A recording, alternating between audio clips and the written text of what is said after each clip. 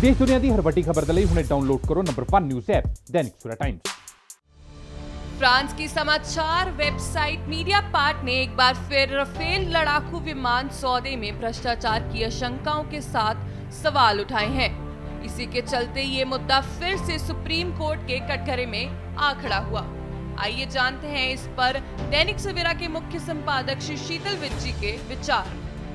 Chief justice S.A. Bobde ने media part के खुलासे के बाद राफेल सौदे में भ्रष्टाचार को लेकर M.L. शर्मा ने जो नई याचिका दायर की थी उस पर सुप्रीम कोर्ट का आदेश आया है कि इस मामले की 2 हफ्ते बाद सुनवाई होगी।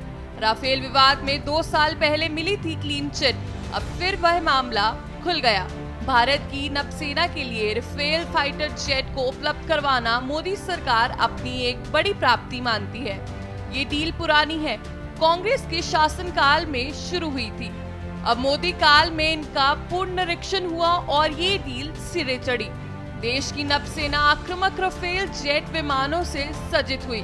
पिछले चुनावों में भी कांग्रेस ने राफेल फाइटर जेट की डील में हुए भ्रष्टाचार के मुद्दे को उठाया था, लेकिन पर्याप्त सबूतों के अभाव में जनता ने उसकी ओर विशेष ध्यान नहीं दिया और मोदी जी के हक में अपने मत परिणामों का निर्णय दे दिया। लेकिन अब अचानक फ्रांस की एक वेबसाइट मीडिया पार्ट का खुलासा सामने आ गया है, जिसमें इस सौदे में भ्रष्टाचार की बात कही गई है। इससे इस डील के बारे में एक बार फिर से देश में विवाद खड़ा हो गया है और विपक्षी दलों ने इस मुद्दे को भुनाना शुरू कर दिया है। सुप्रीम कोर्ट ने 2 साल पहले राफेल डील की जांच की मांग से जुड़ी सब याचिकाएं खारिज कर दी थी। 14 दिसंबर 2018 के फैसले में सुप्रीम कोर्ट ने इस सौदे के प्रोसेस और पार्टनर चुनाव में किसी तरह के फेवर के आरोपों को नहीं माना था। लेकिन अब फ्रांसीसी मीडिया कहती है कि इस डील में 40.39 करोड़ रुपए क्लाइंट को दिए गए। फ्रेंच भ्रष्टाचार निरोधक एजेंसी FA ने खबर दी है कि कुछ डेसो एविएशन के कुछ बोगस नजर आने वाले भुगतान किए हैं। कंपनी के 2017 के खातों में ऑडिट में 5,61,925 यूरो क्लाइंट गिफ्ट के नाम पर दिखाए गए हैं। इतनी बड़ी रकम कहां गई, कोई ठोस जवाब नहीं।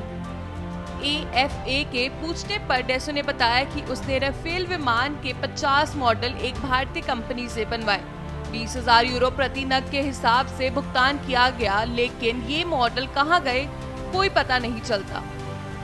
विपक्ष 5 सवाल पूछ रहा है कि हम नहीं, फ्रांस की एजेंसी कह रही है कि 1.1 मिलियन यूरो जो कि क्लाइंट गिफ्ट डेसो क्रेडिट में दिख रहे हैं, तो क्या ये बिचौलिए की कमीशन थी? दूसरा, जब 2 देशों की सरकारों के बीच रक्षा समझौता हो रहा है तो बिचौलियों बीच में कैसे आ गया? क्या इस राफेल डील पर सवाल खड़े नहीं होते? क्या इस पूरे मामले की जांच नहीं होनी चाहिए? याचिका पूछती है। हथियारों की लेन देन के सौदों पर बिचौलियों की कमीशन, ये आरोप बार बार उठते हैं और देश के चेहरे को भ्रष्टाचार की छवि दे जाते हैं। लोगों को बोफोर्स कांड और कुवैत रोची को दिए जाने वाले कमीशन के बारे में कांग्रेस दल पर हुए आरोपों की याद अभी भूली नहीं। उसके इटली में होने के कारण उसके संबंध मौजूदा कांग्रेस प्रधान से भी जोड़े गए थे। बीच में एक बार डॉक्टर मनमोहन सिंह ने हथियारों के लेन देन के सौदे में कमीशन की जायज ठहराने की चर्चा करवाने की बात भी कही थी।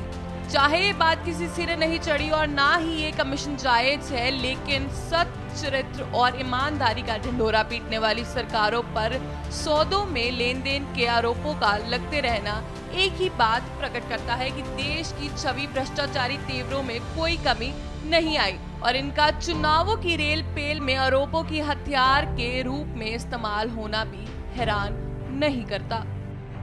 शीतल विज।